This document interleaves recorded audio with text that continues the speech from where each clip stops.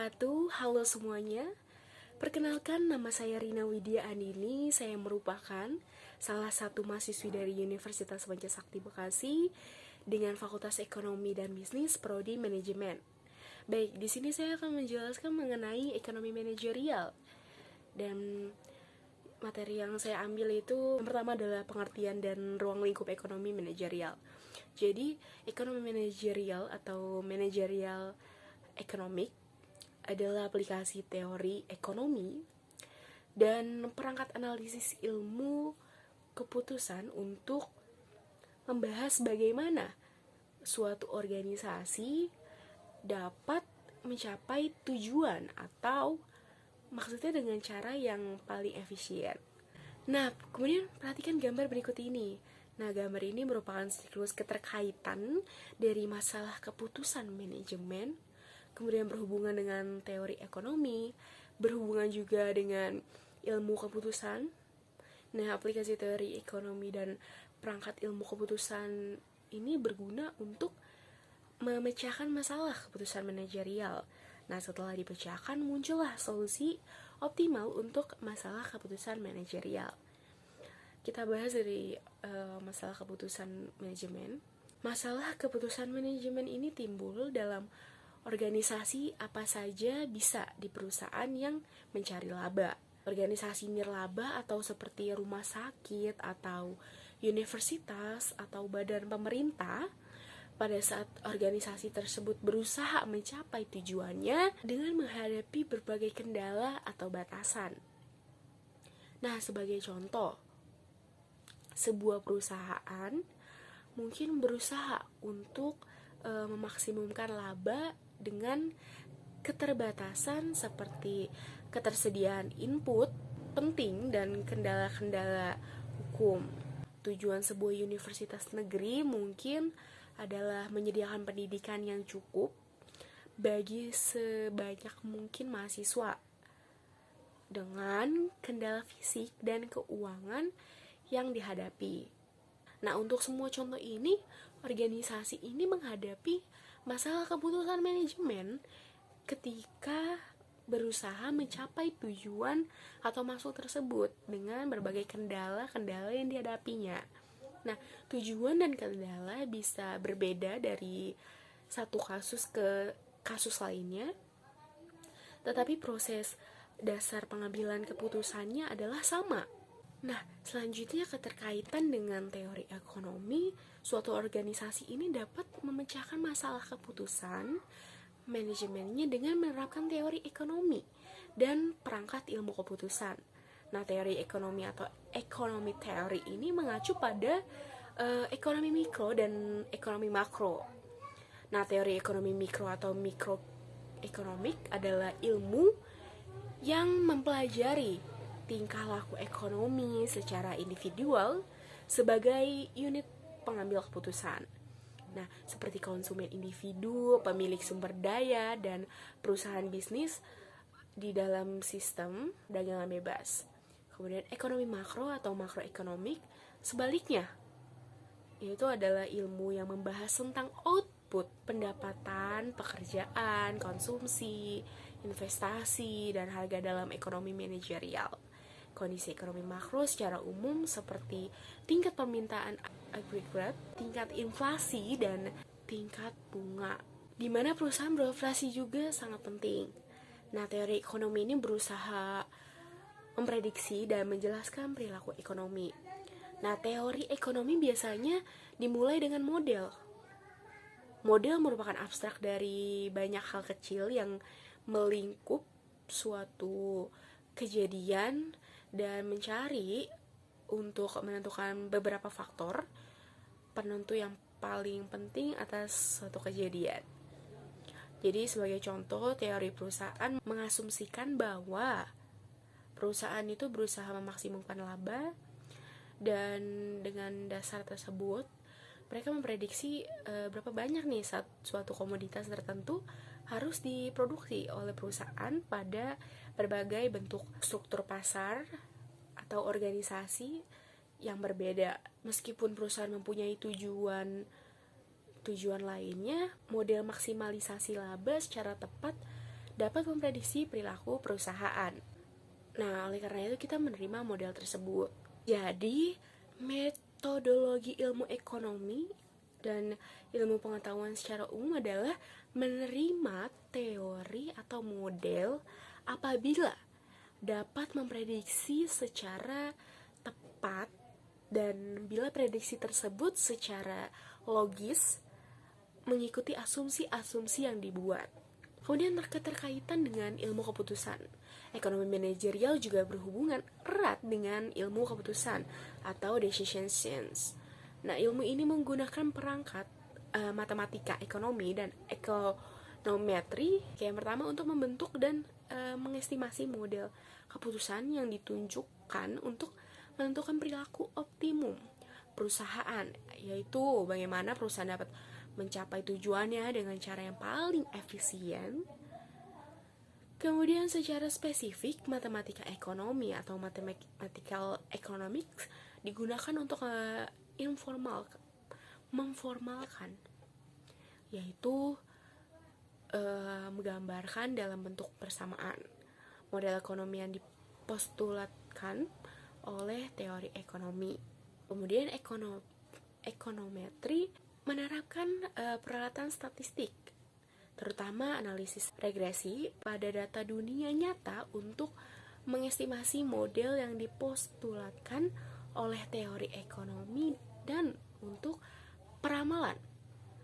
Kemudian sebagai contoh, teori ekonomi mempostulatkan bahwa kuantitas yang diminta atau Q untuk suatu komoditas adalah fungsi atau tergantung kepada harga komoditas tersebut atau P. Kemudian pendapatan konsumen atau Y dan harga komoditas lain yang berhubungan, yaitu komoditas komplementer dan substitusi. Nah, secara berturut-turut PC dan PS. Nah, bila diasumsikan bahwa selera tidak berubah ketika dapat mempostulatkan model formal atau model matematika sebagai berikut. Nah, jadi rumusnya Q sama dengan F dalam kurung P, Y, PC, PS, tutup kurung. Nah, dengan mengumpulkan data Q, P, Y, PC-nya dan PS-nya untuk komoditas tertentu, kita dapat mengestimasikan hubungan empirisnya atau ekonometri. Hal ini akan memungkinkan perusahaan untuk dapat menentukan seberapa besar nih perusahaan Q dengan adanya perubahan dalam P, Y, PC, dan PS, dan untuk meramal permintaan di masa mendatang untuk komoditas tersebut. Kemudian informasi ini penting bagi manajemen agar dapat mencapai maksud dan tujuan perusahaan atau maksimisasi laba. Nah, dengan cara yang paling efisien tentunya. Jadi, ekonomi manajerial adalah aplikasi teori ekonomi dan perangkat ilmu pengambilan keputusan untuk menemukan solusi optimal pada masalah keputusan manajerial. Kemudian, keterkaitan dengan berbagai area fungsional ilmu administrasi bisnis adalah setelah mendefinisikan pokok bahasan ekonomi manajerial dan fungsinya, kita sekarang dapat membahas hubungan antara ekonomi manajerial dengan area fungsional ilmu administrasi bisnis atau Functional Areas of Business Administration Studies. Nah, area fungsional tersebut meliputi akuntansi keuangan, pemasaran, manajemen sumber daya manusia atau personalia, dan produksi. Berbagai disiplin ilmu ini mempelajari lingkungan bisnis di mana perusahaan beroperasi, dengan demikian menyediakan latar belakang bagi pengambilan keputusan manajerial.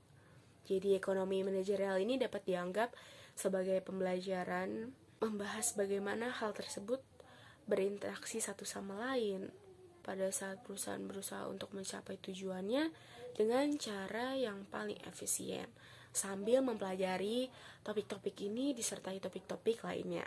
Mahasiswa perlu memberikan perhatian khusus kepada proses pengambilan keputusan secara keseluruhan yang akan membawa perusahaan mencapai tujuannya. Karena hal inilah yang menjadi tujuan utama dari ekonomi manajerial.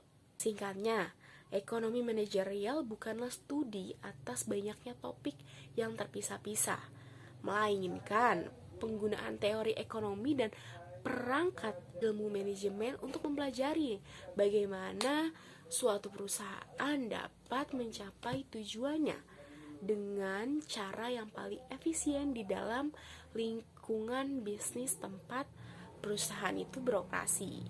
Kemudian proses-proses yang terkait dengan semua pengambilan keputusan manajerial pada dasarnya adalah sama. Nah, proses itu pada umumnya terdiri dari 5 tahap. Yang pertama itu menetapkan tujuan perusahaan atau organisasi. Yang kedua, mendefinisikan permasalahan yang dihadapi perusahaan atau organisasi dalam usaha mencapai tujuan tersebut. Kemudian yang ketiga itu mengidentifikasikan berbagai solusi-solusi, dan yang keempat memilih solusi terbaik dari solusi-solusi yang tersedia. Kemudian yang terakhir yaitu mengimplementasikan keputusan tersebut. Nah, proses-proses ini sekarang direvolusi dengan adanya globalisasi ekonomi dunia dan penggunaan secara luas komputer dan teknologi informasi. Selanjutnya kita bahas juga mengenai teori perusahaan. Perusahaan atau firm adalah suatu organisasi yang menggabungkan dan mengorganisasikan berbagai sumber daya dengan tujuan untuk memproduksi barang atau jasa untuk dijual. Nah, terdapat jutaan perusahaan di Amerika Serikat.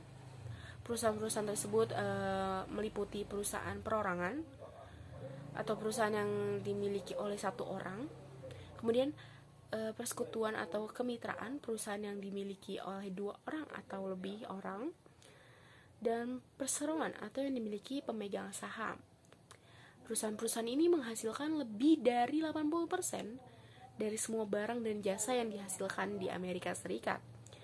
Sisanya dihasilkan oleh pemerintah dan berbagai organisasi nirlaba seperti perguruan tinggi swasta, rumah sakit, museum, dan yayasan. Kemudian perusahaan ada karena akan menjadi sangat tidak efisien dan mahal bagi pengusaha untuk masuk dan membuat kontrak dengan pekerja dan para pemilik modal, tanah, dan sumber daya lain untuk setiap tahap produksi dan distribusi yang terpisah. Sebaliknya, pengusaha biasanya masuk dalam kontrak yang besar dan berjangka panjang dengan tenaga kerja untuk mengerjakan berbagai tugas dengan upah tertentu dan berbagai imbalan kerja lainnya. Nah, kontrak yang umum semacam itu jauh lebih murah ketimbang sejumlah kontrak spesifik dan sangat menguntungkan baik bagi pengusaha maupun pekerja dan pemilik sumber daya yang lain. Nah, perusahaan ada guna menghemat biaya transaksi atau transaction cost semacam itu. Nah, dengan mengintegrasikan berbagai transaksi, yaitu dengan menjalankan berbagai fungsi dalam perusahaan, perusahaan juga menghemat pajak penjualan dan menghindari kontrol harga dan peraturan pemerintah lain yang berlaku hanya untuk transaksi antar perusahaan. Akan tetapi, perusahaan tidak harus berkembang menjadi besar secara tak terhingga oleh karena keterbatasan kemampuan manajemen untuk mengontrol dan mengoperasikan perusahaan secara efektif ketika perusahaan menjadi semakin besar. Memang benar bahwa sampai pada suatu titik tertentu, perusahaan dapat mengatasi berbagai kelemahan internal karena besarnya perusahaan atau skala di ekonomis dengan mendirikan sejumlah divisi semi-otonom atau yaitu dengan desentralisasi. Namun akhirnya meningkatnya lalu lintas komunikasi yang timbul ditambah dengan semakin jauhnya jarak antara tingkat atas dengan operasi pada setiap divisi menimbulkan skala di ekonomis yang membatasi pertumbuhan perusahaan.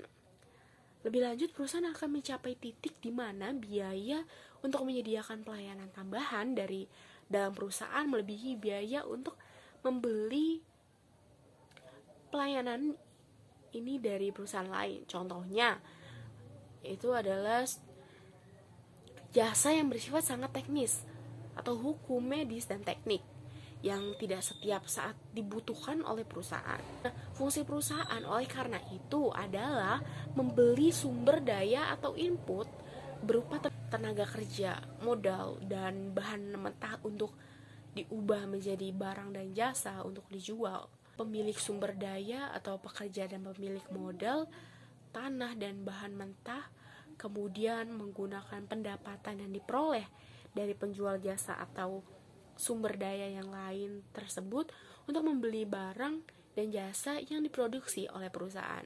Dengan demikian, lengkap sudah aliran sirkuler aktivitas ekonomi tersebut. Nah, dalam proses memasok barang dan jasa diminta oleh masyarakat, perusahaan menyediakan pekerjaan kepada pekerja dan membayar pajak yang digunakan pemerintah untuk menyediakan barang dan jasa seperti pertahanan nasional, pendidikan, dan pencegahan kebakaran yang tidak dapat disediakan oleh perusahaan atau tidak disediakan seefisien bila disediakan oleh pemerintah. Kemudian kita masuk ke tujuan dan nilai perusahaan. Nah, ekonomi manajerial ini mulai mempostulatkan teori perusahaan yang kemudian digunakan untuk menganalisis pengambilan keputusan manajerial. Semula teori perusahaan ini didasarkan pada asumsi bahwa maksud atau tujuan perusahaan adalah memaksimumkan laba sekarang atau laba jangka pendek. Akan tetapi berdasarkan pengamatan, perusahaan ini seringkali mengorbankan laba jangka pendek untuk meningkatkan laba masa depan atau jangka panjang. Beberapa contoh dalam hal ini adalah pengeluaran untuk penelitian dan pengembangan atau litbang, pembelian peralatan baru, dan peningkatan kegiatan promosi. Nah, karena baik keuntungan jangka pendek maupun jangka panjang ini sangat penting, teori perusahaan atau theory of the firm sekarang mempostulatkan bahwa maksud atau tujuan utama perusahaan itu adalah untuk memaksimumkan kekayaan atau nilai perusahaan, atau bisa juga disebut value of the firm. Nah, hal ini dicerminkan dari nilai sekarang atas semua keuntungan perusahaan yang diharapkan di masa depan. Keuntungan perusahaan ini di masa depan harus didiskontokan ke nilai sekarang, karena nilai 1 rupiah atau 1 dolar keuntungan di masa depan lebih kecil daripada nilai 1 rupiah atau 1 dolar keuntungan saat ini. Nah, selanjutnya itu adalah kendala-kendala dalam operasi perusahaan. Seperti yang sudah saya jelaskan tadi, tujuan perusahaan adalah untuk memaksimumkan kekayaan atau nilai perusahaan. Namun dalam upaya melakukan hal ini, perusahaan menghadapi banyak kendala. Nah, beberapa kendala itu timbul dari keterbatasan ketersediaan input-input penting. Khususnya, perusahaan mungkin tidak akan mampu merekrut tenaga ahli sebanyak yang diperlukan, terutama jangka pendek. Sama halnya dengan perusahaan mungkin tidak mampu. Kemudian keterbatasan teori perusahaan. Nah, teori perusahaan yang mempersoalkan bahwa maksud atau tujuan perusahaan adalah memaksimumkan kekayaan atau nilai perusahaan telah dikritik karena terlalu sempit dan tidak realistis. Nah, sebagai gantinya, seberapa teori yang lebih luas tentang perusahaan telah dikemukakan. Yang paling menonjol adalah model yang mempostulatkan bahwa tujuan utama perusahaan adalah memaksimalisasikan penjualan. Kemudian, ini maksimalisasi utilitas, manajemen, dan perilaku pemuasan. Nah, menurut model maksimisasi penjualan yang dikenakan oleh William Baumol dan yang lain, para manajer perusahaan modern berusaha untuk memaksimumkan penjualan setelah tingkat laba yang cukup berhasil dicapai untuk memuaskan para pemegang saham. Memang beberapa penelitian ini empiris terlebih dahulu telah menemukan korelasi erat antara gaji eksekutif dan penjualan, tetapi bukan antara gaji dan laba. Akan tetapi penelitian yang lebih baru menunjukkan hal sebaliknya.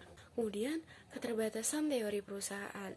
Oliver Williamson dan yang lainnya ini memperkenalkan model maksimisasi utilitas manajemen yang mempostulatkan bahwa dengan datanya perusahaan modern yang berdampak pada pemisah antara manajemen dengan kepemilikan, manajer lebih tertarik memaksimumkan kepuasan atau utilitas mereka, tingkat kontrol perusahaan, kantor yang mewah, dan lain-lain. daripada memaksimumkan keuntungan perusahaan. Hal ini dinyatakan sebagai masalah. Kemudian, sifat dan fungsi laba. Laba usaha versus laba ekonomi. Bagi masyarakat umum dan komunitas bisnis, laba bisnis atau laba usaha ini mengacu pada pendapatan perusahaan, dikurangi biaya eksplisit atau biaya akuntansi perusahaan. Nah, biaya eksplisit adalah biaya yang benar-benar dikeluarkan oleh perusahaan untuk membeli atau menyewa input yang dibutuhkan dalam produksi. Pengeluaran ini meliput upah untuk menyewa tenaga kerja, bunga untuk modal yang dipinjam, sewa tanah dan gedung, dan pengeluaran untuk bahan mentah. Namun bagi seorang ekonom, laba ekonomi ini sama dengan pendapatan perusahaan dikurangi dengan biaya eksplisit dan biaya implisit. Biaya implisit ini mengacu pada nilai input yang dimiliki perusahaan dan digunakan untuk proses produksinya sendiri. Oke, kita masuk ke teori-teori laba. Tingkat laba ini biasanya berbeda di antara perusahaan dalam industri yang sama, dan perbedaannya semakin besar pada industri yang berbeda. Nah, perusahaan dalam industri seperti baja, tekstil, dan rel kereta api biasanya ini menghasilkan laba yang sangat rendah, baik secara absolut maupun dalam hubungan dengan laba perusahaan farmasi, perlengkapan kantor, dan industri teknologi tinggi yang lain. Beberapa teori berusaha untuk menjelaskan perbedaan ini. Pertama, teori laba dalam menghadapi risiko. Yang kedua, teori laba karena pergesekan. Kemudian ada yang ketiga, teori laba monopoli. Yang keempat, teori laba inovasi. Dan yang kelima, teori laba efisiensi manajerial. Selanjutnya, fungsi laba. Laba ini memiliki fungsi penting dalam suatu perekonomian bebas seperti yang kita miliki. Laba yang tinggi merupakan tanda bahwa konsumen menginginkan output industri lebih banyak. Laba yang tinggi memberikan insentif bagi perusahaan untuk meningkatkan output yang lebih banyak, dan lebih banyak perusahaan yang akan masuk ke industri dalam jangka panjang. Nah, untuk perusahaan yang efisiensinya di atas rata-rata, laba merupakan ganjaran dari efisien yang lebih besar tersebut. Nah, sebaliknya, laba yang lebih rendah atau kerugian merupakan tanda bahwa konsumen menginginkan. Yang pasti, sistem laba tidaklah sempurna. Dan pemerintah dalam ekonomi perdagangan bebas seringkali turun tangan untuk membenahi jalannya sistem laba tersebut agar lebih konsisten dengan tujuan sosial yang lebih luas. Pemerintah tanpa ragu mengatur harga yang dikenakan terhadap listrik oleh perusahaan-perusahaan penyedia kebutuhan publik untuk sekadar pengambilan normal atas investasi yang dilakukan oleh para pemegang saham. Nah, pemerintah juga membuat aturan upah minimum dan kontrol emisi populer sehingga biaya sosial dari polusi diinvestasikan oleh perusahaan yang melakukannya. Meskipun tidak sempurna, sistem laba adalah bentuk yang paling efisien dari alokasi sumber daya yang tersedia. Di masyarakat Uni Soviet dahulu dan Republik Rakyat Cina, di mana laba tidak diperbolehkan, komite partai yang berkuasa menjalankan fungsi ini dengan tidak efisien. Terima kasih, mungkin itu saja yang dapat saya jelaskan dan saya bahas. Kurang lebihnya mohon maaf. Wassalamualaikum warahmatullahi wabarakatuh. Jangan lupa like, comment, subscribe, and share ke teman-teman kalian. Bye-bye.